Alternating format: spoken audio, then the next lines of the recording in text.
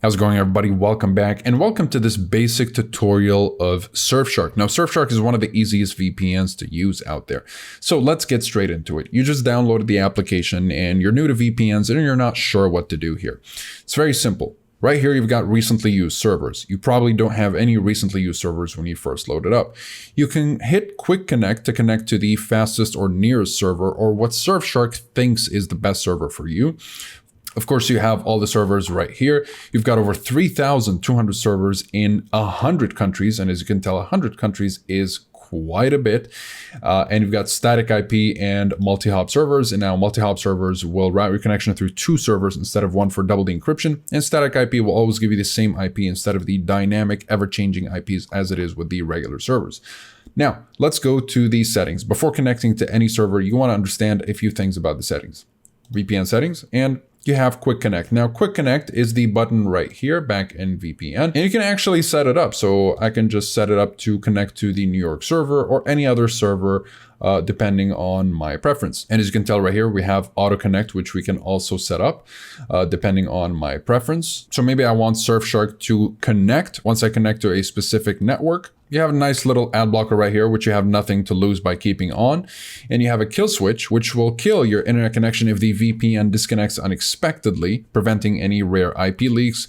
It's just going to make sure that you're only going to be connected to the internet while you're secured by Surfshark's VPN tunneling. So it's a very necessary security feature to have. You have a bunch of protocols right here. Use WireGuard if you prefer to maximize your speeds. You have the bypasser feature, which is also called split tunneling. And this will allow you to choose which applications are routed through the VPN and which are not. And you have the speed tester, and we're going to need to disconnect in order to access the speed tester. And this will save you the time of having to manually test the servers. You can just see which servers are the best for you depending on your location. And you can also look at the upload speeds and latency and all that. Very useful. And you have rotating IP, which will automatically rotate your IP address while your VPN location stays the same. And no borders mode, which will help you connect to Surfshark if you're any censorship heavy country.